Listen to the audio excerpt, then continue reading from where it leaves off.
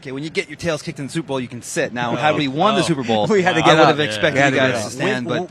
When were you able to make that joke, Brett? I can't imagine it was the day after the Super Bowl.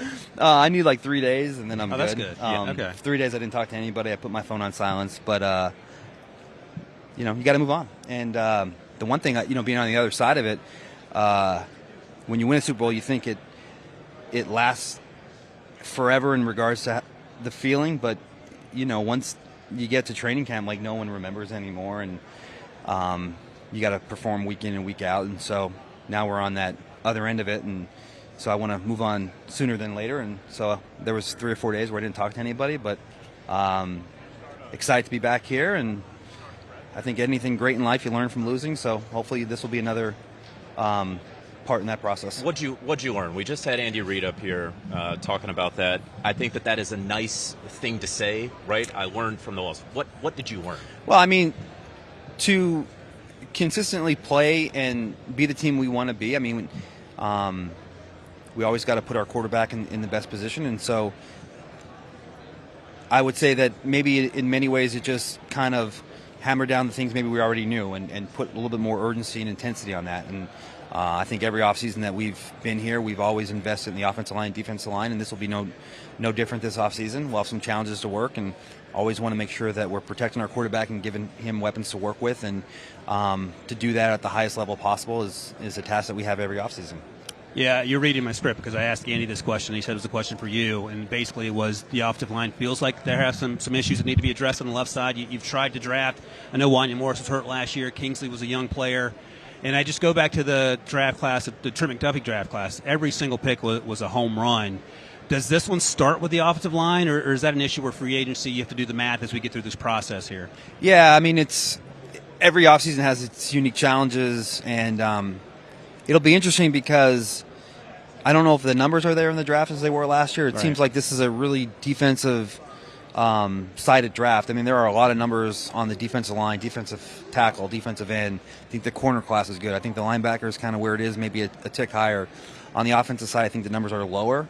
So I think this will require maybe a little bit more creativity than years past to find a solution. But I mean, that's obviously why we're here on both ends, on the pro side and meeting with our agents, and then on the college side. I mean, we do have a smaller number of tackles right now in that higher first round category, but every year there's always a pack of players that move themselves up into that discussion. Right. And so that too is also part of the process. You have two free agents that seem like priority on one side of the ball: Trey Smith, a guard, and Nick Bolton, a linebacker. Their franchise tag numbers are kind of high and skewed because of the way they kind of gauge that. Does that make it really tough on you to maybe do something with them?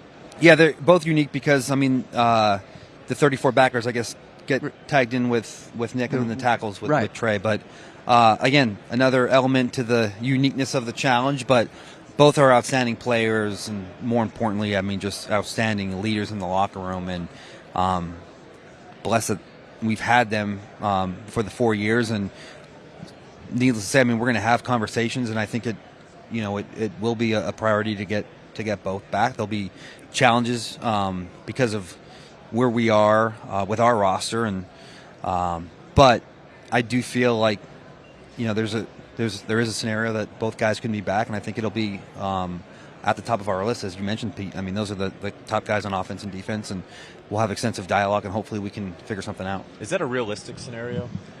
Truth be told, I think it's in play. I mean, I don't know if anything is. I mean, every time you have an offseason plan, I don't know if anybody's offseason plan is ultimately unless you have one guy that you want.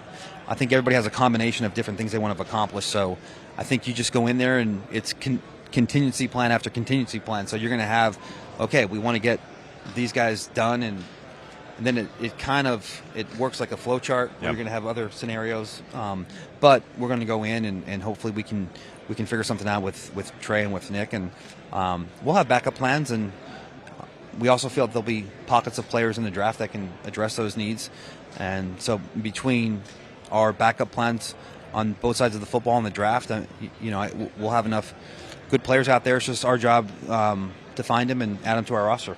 How about your Hall of Fame tight end, Yeah. Travis Kelce. Obviously contemplating what's next for him. By the way, JJ, we have 45 seconds, so you get off easy on this So one, Brett. yeah, we have 45 seconds here.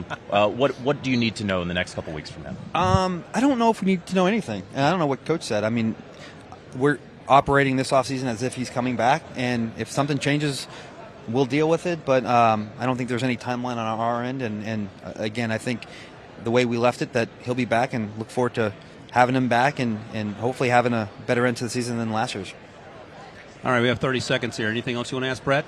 One last thing? It was a very... I'll ask you this quickly because I was incredibly impressed. How impressive was Joe Toney's ability to kick outside and do what he did last month or so of the season, given that he hadn't done it in a while? Yeah, I mean, the guy really and, going back to it, I remember when we signed him as a free agent, one of the things we loved about him is his ability to play center, too. I mean, so you talk about a guy that, can play all across the board, but just a great person, always has a smile on his face, and always is excited for a new challenge.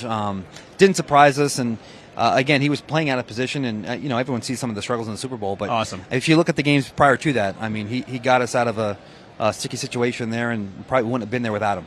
Awesome. Thank you very much, Brett. With the first pick here in Indianapolis, we'll see you guys tomorrow.